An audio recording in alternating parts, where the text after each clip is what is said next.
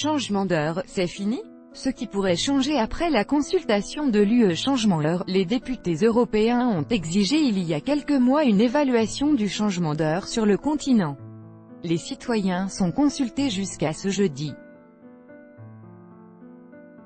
Va-t-on vers la fin du changement d'heure, mis à jour le 16 août 2018 à 12h45, et si le changement d'heure était bientôt de l'histoire ancienne? Depuis plusieurs années, le passage de l'heure d'été à l'heure d'hiver, et vice-versa, suscite interrogations et embarras, plusieurs associations rappelant à chaque fois que les avantages économiques procurés par le changement d'heure sont minimes et très relatifs compte tenu des inconvénients pour la santé, voire plus bas. Les députés européens, lors d'un vote sur le sujet, ont estimé qu'une grande évaluation détaillée du système du changement d'heure devait être faite rapidement.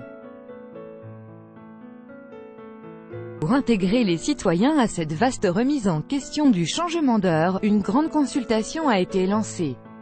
L'objectif? Prendre le pouls des Européens sur le sujet, peut-être, à terme, supprimer la mesure.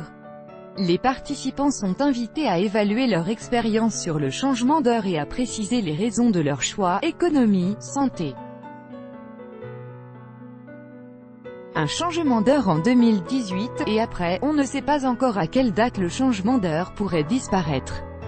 Il faudra que la résolution du Parlement européen soit soumise par la Commission européenne aux 28 États membres qui doivent l'adopter à la majorité absolue. Voilà qui ouvre la porte à de nouveaux débats très bientôt en France. Peut-on se passer du changement d'heure? Et surtout, sur quel fuseau horaire doit-on se fixer? L'Union européenne peut-elle rester à l'actuelle heure d'hiver ou faut-il préférer maintenir une bonne fois pour toute l'heure d'été? Dans sa consultation, cette question est d'ailleurs très explicitement posée. L'Union européenne demande aussi aux citoyens de qualifier leur expérience globale du passage de l'heure d'hiver à l'heure d'été le dernier dimanche de mars et du passage de l'heure d'été à l'heure d'hiver le dernier dimanche d'octobre. Autre interrogation, faut-il supprimer le changement d'heure pour tous les États membres de l'Union européenne, notamment pour le bon fonctionnement du marché intérieur? Pour vous exprimer, retrouvez le questionnaire ici. Sexsomnie, myoclonie, cycle. 35 secrets sur le sommeil. Voir le dossier date du changement d'heure. La date du changement d'heure est fixée au dernier dimanche de mars à 2h pour passer à 3h l'été et au dernier dimanche d'octobre à 3h pour revenir à 2h l'hiver. Aujourd'hui régie par une directive de l'Union européenne, la date du changement d'heure est fixée par un décret dans le journal officiel. Selon ces textes, le passage à l'heure d'été doit toujours être effectué le dernier dimanche de mars et le retour à l'heure d'hiver le dernier dimanche d'octobre, à 1h du matin heure universelle, GMT, soit 2 ou 3 heures en France selon les saisons. Le changement d'heure implique en effet 1 heure ou 2 de décalage en France par rapport à l'heure GMT, selon les périodes, lire ci-dessous. Dans un souci de précision, l'UE rappelle les dates et heures exactes du changement d'heure tous les 5 ans. Changement d'heure 2018. Quand aura lieu le prochain changement d'heure? En automne 2018, avec le passage à l'heure d'hiver, prévu pour le dimanche 28 octobre à 3h. À 3h du matin, il sera à nouveau 2h et nous reviendrons aux journées les plus courtes de l'année, en amont du solstice d'hiver. Le mouvement inverse s'était fait pour le passage à l'heure d'été, le 25 mars dernier, grâce auquel nous avions pu profiter d'une heure de plus d'ensoleillement en fin de journée afin de réduire artificiellement les besoins en éclairage artificiel. Règle du changement d'heure, avancée ou reculée, chaque année depuis 40 ans, la période de l'heure d'été s'étale sur 7 mois, contre 5 seulement pour l'heure d'hiver. Le fonctionnement des deux changements d'heure demeure le même, en fonction du moment de l'année. Pour le passage à l'heure d'été, changement d'heure du printemps, à 2h du matin, il sera 3h. Il faut avancer sa montre. Pour le passage à l'heure d'hiver, changement d'heure de l'automne, à 3h du matin, il sera 2h. Il faut retarder sa montre. La définition de l'heure légale et le choix du fuseau horaire incombent, en principe, aux États. Mais depuis plusieurs années, la situation juridique s'est complexifiée. En 1998, les États membres de l'Union européenne ont choisi d'harmoniser les dates de changement d'heure dans un souci de bonne coordination du marché unique. Fixer ces dates est donc devenu une compétence communautaire. En 2000, le changement d'horaire a même été reconduit sans limitation dans le temps par une directive du Parlement européen traduite dans la législation française. C'est la directive 2084/CE du 19 janvier 2001 qui sert désormais de point de repère aux modalités exactes du changement d'heure, jusqu'à ce qu'une autre y mette éventuellement fin, dans la logique du vote des députés ce jeudi 8 février 2018. Heure d'été. Le saviez-vous? Le principe du changement d'heure en France est d'abord basé sur le passage à l'heure d'été. En effet, quand le premier changement d'heure tel qu'on le connaît aujourd'hui est instauré, en mars 1976, c'est bien pour créer un décalage, en été, avec l'heure initiale. Le changement d'heure d'hiver n'est donc, en soi, qu'un retour à la normale. Et comme la France vit déjà traditionnellement en décalage avec son heure solaire, c'est-à-dire à GMT1, le changement d'heure provoque un double décalage en été, passant nos montres et horloges à GMT2. En d'autres termes, à midi à l'heure du soleil, il est 14h heure en France pendant l'heure d'été. D'où l'expression d'heure d'été, double, créée par ce décalage. L'heure française a alors 2 heures de retard par rapport à l'heure du soleil. En 1997, un rapport du Sénat envisageait même d'adopter l'heure d'été toute l'année, ce qui donnerait un lever du jour vers 9h et un coucher du soleil vers 18h en hiver. La réforme pourrait bénéficier aux cafetiers en améliorant l'ensoleillement et retirer le problème du changement d'heure tous les 6 mois. Mais ce projet n'a jamais vu le jour. Comment passer à l'heure d'été? Pour ceux qui ne l'ont pas déjà fait la veille au soir, il faut changer l'heure de certains appareils le dimanche matin suivant le changement d'heure. Le principe du changement d'heure d'été en lui-même est simple, quelle que soit l'heure où l'on décide de passer à l'heure d'été, ajoutez 1 heure au cadran. Officiellement, à 2 heures du matin le dimanche du changement d'heure d'été, on passe à 3 heures. Changement d'heure. Pour l'heure d'été, on avance d'1 heure.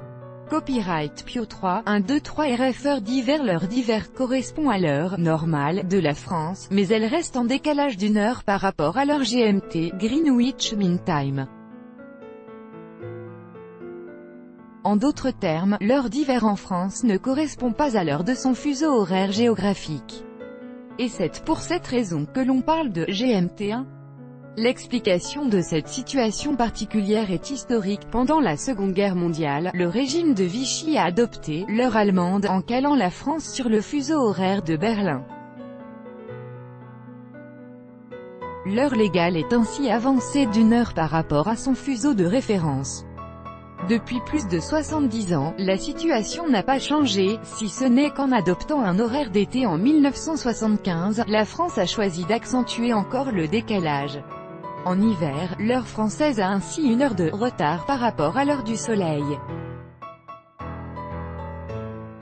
Et même un peu plus, si l'on considère que le soleil atteint son zénith théorique à Paris une dizaine de minutes avant Londres.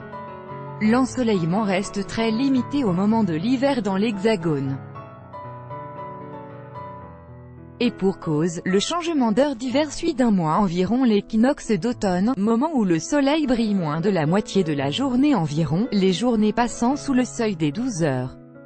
La durée d'ensoleillement, qui a commencé à se réduire dès le 20 ou 21 juin et le solstice d'été, continue donc à chuter jusqu'au solstice d'hiver, 20 ou 21 décembre, date à laquelle le jour est le plus court de l'année. Et l'impression d'obscurité sera encore accentuée le soir avec le changement d'heure. En résumé, la durée d'ensoleillement se trouve artificiellement réduite chaque soir par le changement d'heure d'hiver, alors que les journées avaient déjà naturellement considérablement raccourci. Comment passer à l'heure d'hiver? Le dimanche matin suivant le changement d'heure d'été, on change manuellement l'heure de la façon suivante sur les appareils qui ne le font pas automatiquement, quelle que soit l'heure où l'on décide de passer à l'heure d'hiver, soustraire 1 heure au cadran. Officiellement, à 3 heures du matin le dimanche du changement d'heure d'été, on passe à 2 heures. Changement d'heure pour l'heure d'hiver, on recule d'une heure. Copyright Anti-Martina, 123 RF. Pourquoi le changement d'heure? L'objectif du changement d'heure avancé par les autorités est simple, faire mieux correspondre les horaires d'activité avec les horaires d'ensoleillement afin de limiter les dépenses d'éclairage artificiel en profitant de 60 minutes supplémentaires de jour en fin d'après-midi ou en soirée en été. En effet, le passage à l'heure d'été a des conséquences sur l'heure de lever et de coucher du soleil. L'astre apparaît plus tard aux petites heures du matin. En revanche, il disparaît à l'ouest 60 minutes plus tard. Or, en France, les activités sont beaucoup plus importantes en fin de journée, c'est notamment entre 18 et 21 heures que l'on constate la plus forte consommation d'électricité, qu'aux premières heures du jour, autour de 6 à 7 heures du matin. Ce décalage permet donc, selon les partisans du changement d'heure, de mieux faire coïncider les heures d'éclairage naturel et les habitudes de consommation des citoyens en jouant sur la luminosité en soirée.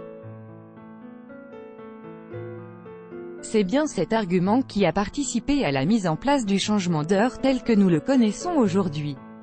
Pour l'ADEME, l'Agence de l'environnement et de la maîtrise de l'énergie, chargée de trouver des moyens d'alléger la facture énergétique, le lien entre changement d'heure et économie d'énergie est évident car, la plupart des gens se lèvent entre 6 heures et 7 heures du matin. Or en hiver, il fait jour le matin vers 8 heures et en été vers 6 heures. Un chiffre confirmé par Médiamétrie qui a déterminé leur moyenne de lever des Français en fonction de leur écoute de la radio. En moyenne, ils se réveillent à 6h48, mais les dernières études chiffrées sur les effets bénéfiques du changement d'heure sont datées. L'ADEME chiffrait les économies d'éclairage 440 GWh en 2010. Les chiffres portaient sur les consommations de 2009 et les effets sur les usages thermiques n'avaient pu être évalués précisément. De nombreuses critiques sur le changement d'heure. Le mécanisme du changement d'heure est en revanche contesté par certains experts, ainsi que par des victimes du nouvel horaire depuis longtemps et sans vraiment faiblir avec les années. Car d'aucuns estiment que le changement d'heure est une mesure dépassée, compte tenu des avancées technologiques permettant de réduire la consommation d'énergie, notamment sur l'éclairage. L'ADEME table sur une économie d'éclairage tombant à 330 GWh à l'horizon 2030. Pire, le changement d'heure aurait des effets négatifs sur la santé, l'agriculture et la sécurité routière. Bouleverser le rythme chronobiologique augmenterait en effet le stress, la fatigue, les troubles du sommeil et l'alimentation. On constate aussi des pics du nombre d'accidents sur les routes dans les jours qui suivent le changement d'heure selon la sécurité routière. Des opposants et des études d'experts évoquent même des recrudescences de suicides, infarctus et autres accidents vasculaires cérébraux, AVC, au moment du changement d'heure. Face à la multitude d'études et de rapports défavorables, les députés européens auront fini par se saisir de la question. Origine du changement d'heure. L'idée d'appliquer un changement d'heure est très ancienne. La mesure a été appliquée pour la toute première fois en 1916 en Allemagne et en Autriche et Hongrie. Objectif, conserver du charbon pour l'effort de guerre. La France, la Grande-Bretagne et les États-Unis ont imité cette invention avant de l'abandonner en temps de paix. En France, c'est en 1975 que le système a été adopté, par le gouvernement mené par Jacques Chirac, afin de réduire la consommation d'énergie pendant la crise pétrolière. Le premier passage à l'heure d'été de l'ère moderne a eu lieu le dimanche 28 mars 1976. L'ensemble des pays européens ont fini par introduire la pratique au début des années 1980. Benjamin Franklin avait des idées bien arrêtées sur le changement d'heure. 1, 2, 3 RF. Mais jouer avec les aiguilles est une vieille lune. Avec pour point de départ, une insomnie, celle de l'inventeur et homme politique américain Benjamin Franklin. En 1784, alors qu'il est ambassadeur des États-Unis en France, il est réveillé très tôt par un bruit dans la rue. Constatant à travers les rideaux qu'il fait grand jour, il envoie une lettre sarcastique au journal de Paris. Dans le courrier, il se désole des heures de lumière matinale perdues et propose aux Parisiens de se lever plus tôt. Les gens iraient, de fait, se coucher de bonne heure, ce qui permettrait d'économiser des milliers de bougies et chandelles. Il propose même, à demi-sérieux, de faire sonner les cloches des églises dès l'aube pour réveiller les dormeurs et, si cela ne suffit pas, de tirer des coups de canon pour les forcer à se lever. Plus de 100 ans plus tard, un entomologiste néo-zélandais se lasse de voir ses chasses aux insectes interrompues par la nuit. George Vernon Hudson retourne l'argumentation, et si on demandait aux horloges de changer, pas aux gens?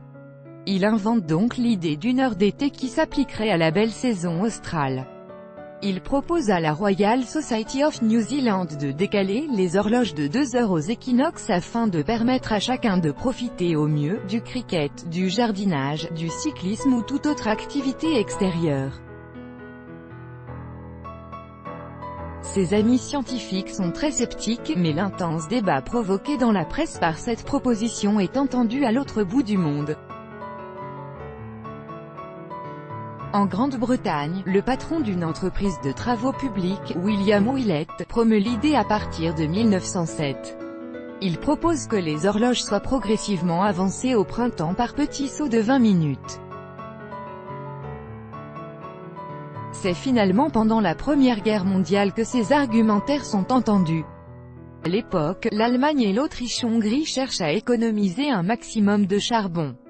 Pour limiter la consommation domestique, les autorités militaires décrètent dans les deux pays l'adoption de l'heure d'été. Au printemps 1916, les deux pays changent d'heure pour la première fois, bientôt suivis par le Royaume-Uni, la France et les États-Unis.